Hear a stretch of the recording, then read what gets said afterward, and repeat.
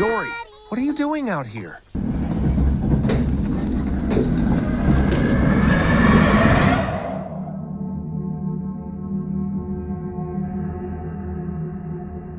Hi, hello, my name is Kat, and welcome to today's video. I'm here with our lovely friends over at Pixelsplit Games to talk about their new game, REVEIL.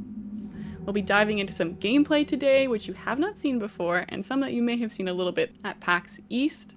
But anyways, I will let my friends over at Pixelsplit introduce themselves before we jump into some gameplay. Hi, I'm Bennett from Pixelsplit. This is Stefan. We both founded Pixelsplit a few years ago. We are a remote game development studio from Germany, and yeah, our current title is REVEIL. I'm there for the technical part mostly, and you, Stefan? I'm there for the visual part, and we're really excited to show you a bit, yeah. Amazing. So we are going to jump into the game now and just kind of chat while we play, and I'm very excited to see this because I haven't actually seen even the opening bit yet, so you guys will have to show me all the little cool puzzles that I'm sure they're coming to the beginning.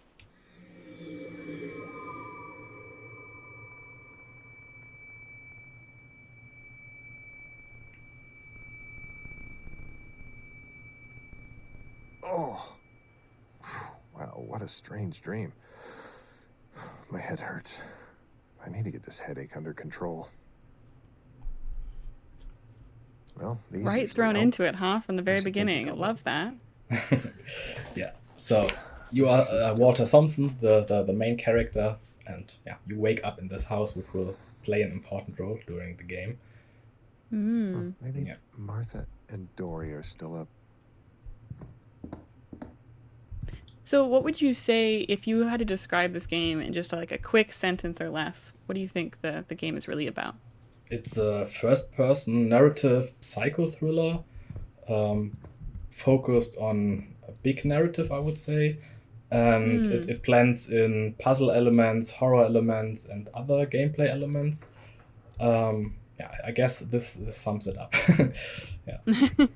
No, that sounds perfect. And do you get that story? Martha already took care of all the circus stuff, which leaves me with the rest, as always. I'll let Walter speak. I won't interrupt you, Walter. I apologize.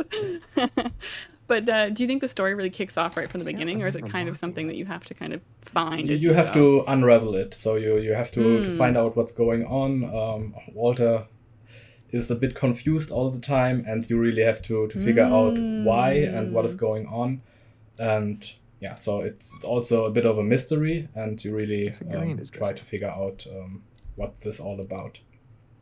I think this was That's part really of the old cool. music And box. I love this kind of thing of finding new little clues as you go too. I'm very much like a detective gamer, so I love that kind of stuff. It seems like kind of a new genre for you guys. What kind of made you think to do the psychological thriller and horror route? So we like to do all sorts of genres, and this was on our, I would say, call it bucket list for a long time. Yeah, and it took us quite long to. Initially, we thought it would be way easier to produce such a game, and now we are here after 5 years. And Wow. yeah, but what we really we love these types of games, and it's a new challenge for us. Before we focused a bit on gameplay heavier games, strategy and action, whatever you might call it. And this time a more narrative and really focused on visual set pieces, etc. And Yeah, the visuals look incredible already. What was it like kind of developing a game that's like nearly photorealistic in the way that it Someone left looks? the record player on. It was kind of new to us. Our last games were more simple. Where are they? So it was a lot of research that we had to do, because our game plays in the 70s mostly on a circus, and yeah, nowadays you don't know these locations. Yeah. That's so interesting. Yeah, you mentioned the circus, which we'll see a bit of Never later. get enough of this track. It's a very unique setting. So what was the research process like for that? Mostly we got inspiration from movies, from the old movies from the 80s, like horror movies or movies in general. Yeah, and a lot of research through image search and old newspapers and stuff, because we wanted that the props feel realistic. So Yeah. I definitely get that nostalgic for like horror movies and stuff. yeah. Is there any other media that you guys were inspired by when you were creating this story? Actually, most of them were from movies. Dory. It was not a specific movie. Mostly some scenes from movies. Dory, is that you? Because we love the look that the old movies had. Absolutely. So now we are in Dory's room. Oh, look at all the stuff that you can look at. That's And this is crazy. some kind of puzzle segment. You can call it like an escape room or something like that. You have very cool. various props and machines here. And you have to figure out how they are connected. So Looks like let's a take a look map. at the map. Dory painted.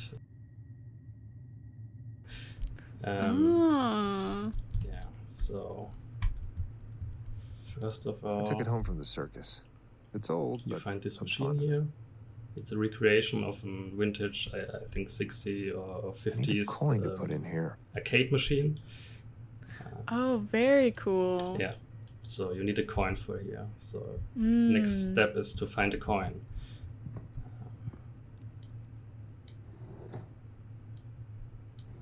The sound design of like each item must have taken ages. That's really amazing. You can hear the This like coin was how for the each old machine. object interacts.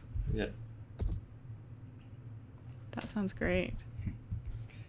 Yeah, it was quite important for us. So getting proper atmosphere and this comes down to visuals and sound design.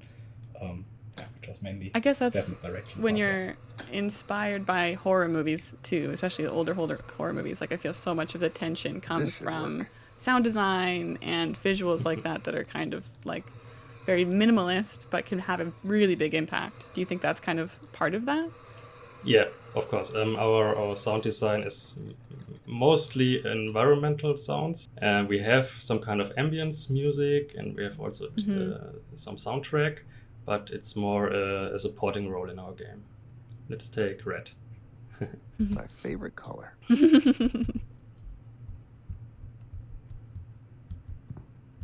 Dory loves these, so I made one for her. Oh, I love these puzzles. They're a bit tricky sometimes. So this is kind of like two puzzles back to back that are very like inspired by real world puzzles, very physical stuff. What was it like developing these kind of more haptic physical puzzles into a game? Harder than we thought. Especially this one, I don't know, it's a 10th iteration or something to get it right in the end. But now it feels good, I would say. And it was super important to us to make stuff feel physical and to Bunch of really, plastic Yeah. teeth. even though you have the mouse in your hand, you feel it. You feel the movement in your hand Right. and how it reacts, and that was quite important to us. Didn't work out all the way, so fun and usability I don't was like doing also vinyl work an issue with that, because if you just go into physics, whatever, then sometimes it gets too annoying for I think it's the supposed to look creepy, player. but Dory and So I it's love always vinyl. some sort of balance, but I need to open it was my mouth really first. a huge goal for us to make it feel very haptical.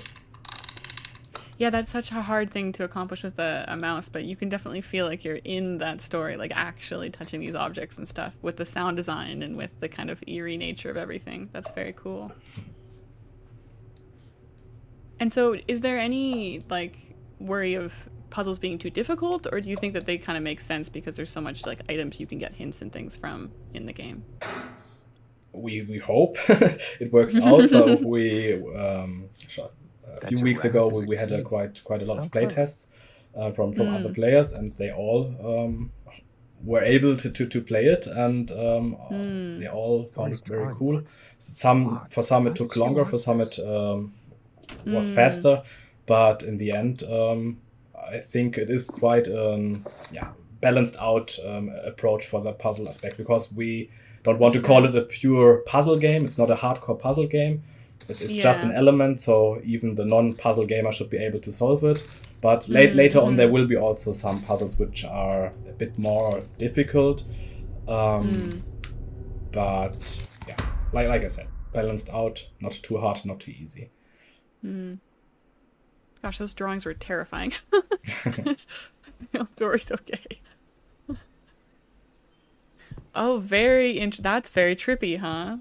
So it feels like kind of unreal what's going on. This has to be another dream.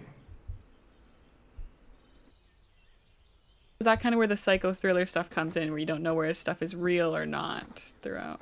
Yeah.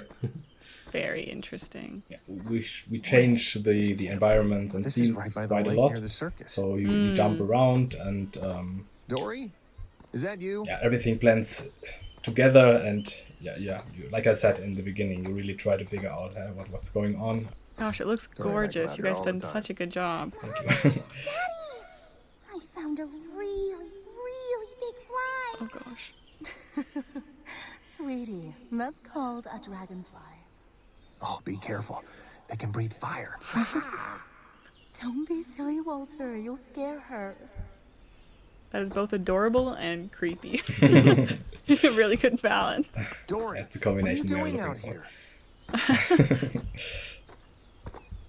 Wow, I can imagine the lighting took a while to get down, but it looks incredible. Was also quite a technical challenge to get the performance, because we use the Unity engine and this is the HD render pipeline. Wow. Their new rendering tech, but yeah, you really have Wait to for me. fine tune I'm everything not that so fast. that it is playable on a variety Absolutely. of machines. Yeah, what a difficult thing to do with PC gaming too, that everyone's got something different. Yeah, that's true. Yeah, I prefer. And so not now we're knowing my entering future. the circus bit, I suppose. Yeah, this is the approach to the circus plaza. And so this is the environment that most of the game will be in, or will we kind of go back and forth between environments? Back and forth, so there will be another scene where the circus will play an important role. And yeah, something that is related to this. I don't want to spoil too much here, but I think we will see that later. And yeah, there is a variety, and like I said, you jump Nowadays, the circus just back and stays forth here. and yeah, try to figure out what is going on and what are all these locations you are seeing. The story itself is quite a puzzle, so to fitting it together. Yeah. I know we talked already about kind of inspirations for the circus environment, but what other reasons did you choose this environment specifically? Because I think it's so unique and people will be very drawn to it, I think, in the genre. For us, it's important that in these kind of games you can dive into a unique world and you can explore things that you don't see every day. And at the same time, we want to surprise the player as much as possible. And I think the circus setting has great potential to deliver many of these things.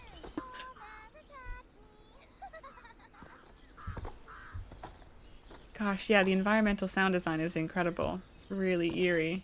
I think for now we stop here. Yeah, I think that's a really good look of the beginning part of kind of how you enter the story, and definitely this kind of element of both puzzles and an eerie environment that I'm looking forward to seeing what's going on in that circus, because I'm sure it's terrifying. Well, should we switch over to the second part of the game that you guys are going to show us today, which is a bit further into the save file, and should show you a bit more action-packed sequence of the game, but this is kind of the way that it starts. So thank you so much for showing us the beginning part of the game. Cool. Okay, we are going to jump into the second part of the save file and explore this next scary start. Or scary part of the game, I should say. Yes, like you can see, it's quite dark now. Totally different vibe. Yeah. That's true. Still, circus is here. This is the circus train. And how many hours is this into the game, approximately? 1.5, I would say, something like that. Okay, yeah. Oh gosh.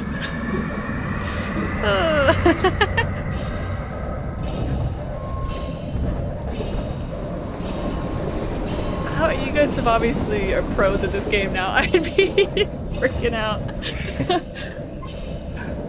Terrifying.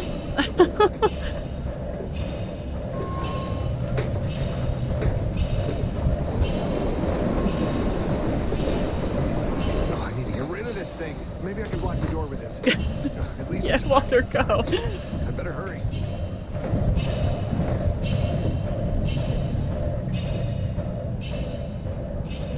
Oof.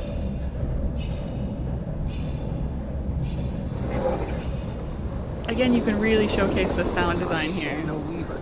Terrifying. To decouple the wagon. Where could it be?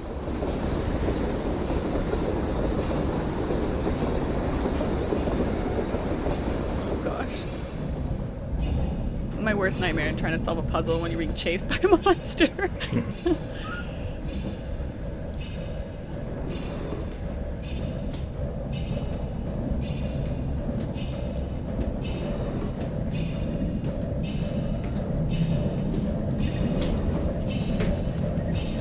Oh, there's the lever. Let's get rid of this goddamn puppet.